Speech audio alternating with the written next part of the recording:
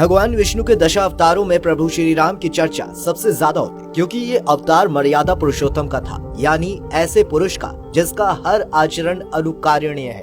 कहा जाता है कि श्री राम ने मानसिक, शारीरिक और भावनात्मक समेत कई तरह के कष्ट सहे, लेकिन जीवन में कभी मर्यादा का उल्लंघन नहीं किया। उन्होंने हर कीमत पर निष्ठा पूर्वक धर्म की रक्षा की। भारत और विदेशों में रामायण के कई संस्करण हैं और इनमें कुछ ऐसे एपिसोड्स भी हैं जो एक दूसरे से बेहद अलग हैं। इससे रामायण के पात्रों की छवि भी अलग अलग तरह से उभरकर सामने आती है।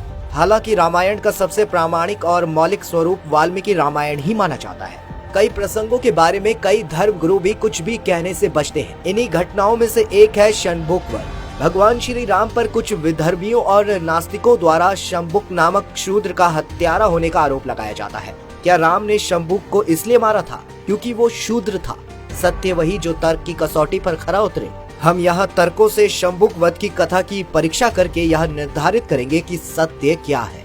वाल्मीकि रामायण में 7 कांड है। 7वां यानी कि आखिरी कांड है उत्तर कांड। इसके 73वें सर्ग से 76वें सर्ग तक एक कथा मिलती है। इसे पढ़कर न सिर्फ मर्यादा पुरुषोत्तम श्री राम की न्याय व्यवस्था पर सवाल उठते हैं, बल्कि उनके आचरण को भी संदेह और भेदभाव की दृष्टि से देखा जाता है। उत्तरकांड की यह कथा सीता के परित्याग के बाद की है। प्रभु श्री राम के आचरण पर उंगली तब उठी जब एक दिन अचानक एक वृद्ध ब्राह्मण उनके राज दरबार में रोता हुआ अपने बेटे का शव लेकर आया।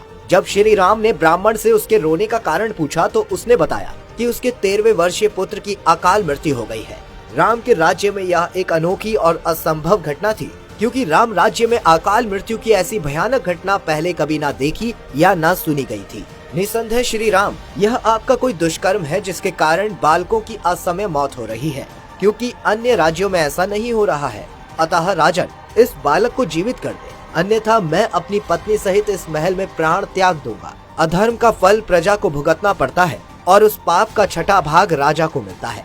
इसीलिए राज्य में किए गए पापों के लिए राजा ही जिम्मेदार है। मर्यादा पुरुषोत्तम श्री राम इस आरोप को सहन नहीं कर सके। ब्राह्मण के इस आरोप और धमकी से श्री राम बहुत दुखी हुए। उन्होंने तुरंत इस विषय पर विचार करने के लिए मंत्रियों की एक सभा बुलाई। इसमें श्री वशिष्ठ सहित 8 ब्राह्मणों मार्कंडेय, मोदगल्य, वामदेव, कश्यप, कात्यायन, जाबाली और गौतम ने भाग लिया। साथ ही देवऋषि नारद को भी आमंत्रित किया गया। श्री राम ने सभी से पूछा कि इस ब्राह्मण के बेटे और अन्य बालकों की मृत्यु क्यों हो रही है। इस पर देवऋषि नारद श्री राम को हर युग की वर्ण व्यवस्था और उसका धर्म से संबंध समझाते हैं और यह बताते हैं कि सतयुग में केवल ब्राह्मण वर्ग ही तपस्या करने का अधिकारी था। त्रेता युग में जब अधर्म ने धरती पर एक पैर रखा तो धर्म के 3 पैर रह गए और क्षत्रियों को भी तपस्या करने का अधिकार मिल गया। नारद कहते हैं कि द्वापर में अधर्म का दूसरा पैर पृथ्वी पर आ जाएगा और धर्म के केवल 2 पैर ही रह जाएंगे। उस समय वैश्य भी तपस्या करने के अधिकारी हो जाएंगे। अंत में कलयुग में अधर्म अपने 4 पैर पृथ्वी पर रखेगा और तब शूद्रों को भी तपस्या करने का अधिकार मिल जाएगा। नारद जी ने उस सभा में ये भी कहा, राजन, द्वापर में भी शूद्र का तप में प्रवृत्त होना महान अधर्म है, तो फिर त्रेता में तो उसके तप में प्रवृत्त होने का प्रश्न ही नहीं उठता। चूँकि त्रेता में केवल ब्राह्मणों और क्षत्रियों को ही तपस्या करने का अधिकार है, अतः इनके अलावा यदि कोई अन्य व्यक्ति तपस्या करेगा तो वो अधर्म माना जाएगा और इसके प्रभाव से राजा को पाप का भागी भी बनना पड़ेगा। इसलिए ऐसे अधर्म को रोकना राज की नैतिक जिम्मेदारी है। निश्चय ही आपके राज्य की सीमा में कोई खोटी बुद्धि वाला शूद्र तपस्या कर रहा है जो नियम अनुसार तपस्या करने का अधिकारी नहीं है। उसी के कारण बालक की मृत्यु हुई है। अतः आप अपने राज्य में उस व्यक्ति को खोजने के लिए तुरंत राज्य का दौरा करें।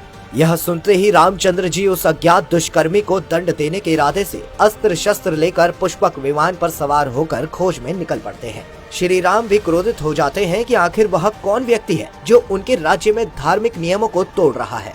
जब वे दक्षिण दिशा में जाते हैं तो उन्हें शैवल पर्वत के ऊपर भाग में एक सरोवर पर तपस्या करते हुए एक तपस्वी मिल गया, जो पेड़ से उल्टा लटक कर तपस्या कर रहा था। उसे देखकर श्री रघुनाथ जी उस तपस्वी के पास गए और बोले, उत्तम तप का पालन करने वाले तपस्वी, तुम धन्य हो। तपस्या में बड़े चढ़े सुदृढ़ पराक्रमी पुरुष, तुम किस कुल में जन्मे हो? मैं दशरथ कुमार राम आपका परिचय जानने के लिए ये बात पूछ रहा हूँ। आप कौन सी वस्तु लेना चाहते हैं? तपस्या से संतुष्ट इष्ट देव से आप कौन सा वरदान पाना चाहते हैं? स्वर्ग या कोई अन्य वस्तु? वह कौन सा पदार्थ है जिसके लिए आप ऐसी कठोर तपस्या कर रहे हैं, जो दूसरों के लिए काफी दुर्लभ है? इसके सिवा तुम यह भी बताओ कि तुम ब्राह्मण हो या अजय क्षत्रिय। तीसरे वर्ण के वैश्य हो या शूद्र हो। भगवान श्री राम के ये वचन सुनकर सिर झुकाए हुए तपस्वी ने कहा, हे श्री राम, मैं झूठ नहीं बोलूंगा। मैं देवलोक को पाने की इच्छा से ही तपस्या में लगा हूँ। मुझे शूद्र जानिए। मेरा नाम शंबुक है। वो इस प्रकार कह ही रहा था कि रामचंद्र जी ने म्यान से चमकती हुई तलवार निकाली और उसका सिर काटकर धड़ से अलग कर दिया।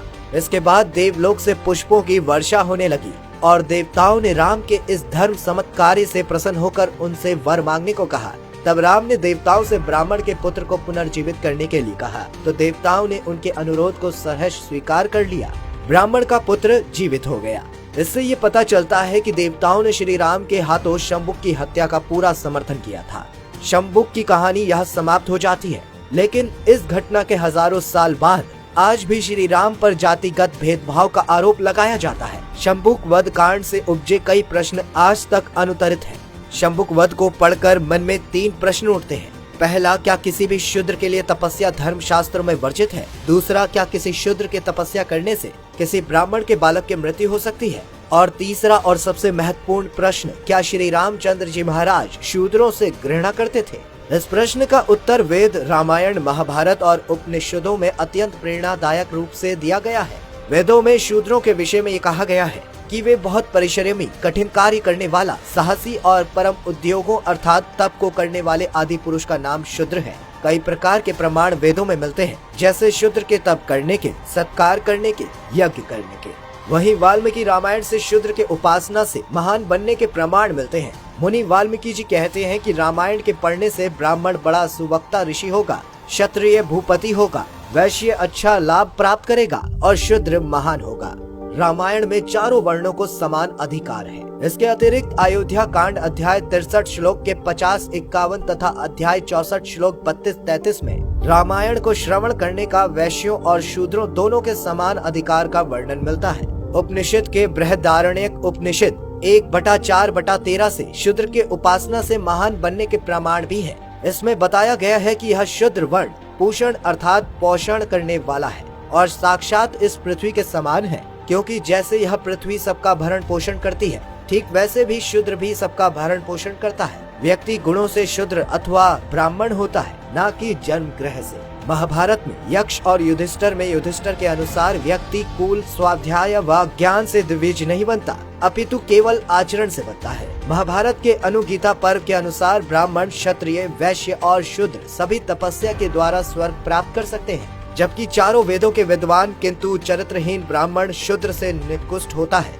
अग्निहोत्र करने वाला जितेंद्र ही ब्राह्मण कहलाता है। वाल्मीकि रामायण में श्री रामचंद्र जी महाराज द्वारा वनवास काल में निषाद राज द्वारा लाए गए भोजन को ग्रहण करना एवं शबर जाति की शबरी से बेर खाना, ये सिद्ध करता है कि शुद्ध वर्ण से उस काल में कोई भेदभाव नहीं करता था। शबरी सिद्ध जनों से सम्मानित तपस्विनी थी। इससे यह सिद्ध होता है कि शूद्र को रामायण काल में तपस्या करने पर किसी भी प्रकार की कोई पाबंदी नहीं थी। अब आप स्वयं विचार करें कि श्री राम जी कैसे तपस्या में लीन किसी शूद्र कुल में उत्पन्न हुए शंबुक की हत्या कर सकते हैं, जब वेद, रामायण, महाभारत, उपनिषद, गीता आदि सभी धर्म शास्त्र शूद्र को तपस्या करने, विद्या ग्रहण करने से एवं आचरण से ब्राह्मण बनने, समान व्यवहार करने का संदेश देते हैं, तो यह वेद विरोधी कथन तर्क शास्त्र की कसौटी पर असत्य सिद्ध होता है। नारद मुनि का कथन कि द्वापर युग में शूद्र का तप करना वर्जित है, ये बिल्कुल असत्य कथन मात्र है। श्री राम का पुष्पक विमान लेकर शंबुक को खोजना एक और असत्य कथन है, क्योंकि पुष्पक विमान तो श्री राम जी ने अयोध्या वापस आते ही उसके असली स्वामी कुबेर को लौटा दिया था। शंबुक के तप से ब्राह्मण पुत्र का देहांत हो गया, असत्य कथन मात्र है। सच तो यह है कि मध्यकाल में जब वेद विद्या लुप्त होने लगी थी, उस काल में ब्राह्मण व्यक्ति को उसके गुणों के कारण नहीं बल्कि उनके जन्म के कारण माना जाता था। उस काल में जब स्त्री को नरक का द्वार माना जाता था, उस काल में मनु स्मृति में वेद विरोधी और जातिवाद को बढ़ावा देने वाले श्लोक मिलाए गए थे, तो उस काल में तो वाल्मीकि रामायण में भी अशुद्ध पाठ मिला दिया गया था, जिसे उत्तरकांड कहा जाता है। इस प्रकार के असत्य के प्रचार प्रसार ने न केवल अवैधिक विचारधारा को बढ़ावा मिला, बल्कि श्री राम को जाति विरोधी बताकर कुछ अज्ञानी लोग अपने स्वार्थ के लिए बड़ी संख्या में हिंदू जाति को विधर्मी या नास्तिक बनाने में सफल रहे हैं। इसलिए सत्य के ग्रहण और असत्य के त्याग में सदा तत्पर रहते हुए हमें श्री रामचंद्र जी महाराज के प्रति जो अन्याय करने का विश्वमन किया जाता है, उसका प्रतिकार करना चाहिए। तभी राम राज्य को सार्थक और सिद्ध किया जा सकेगा।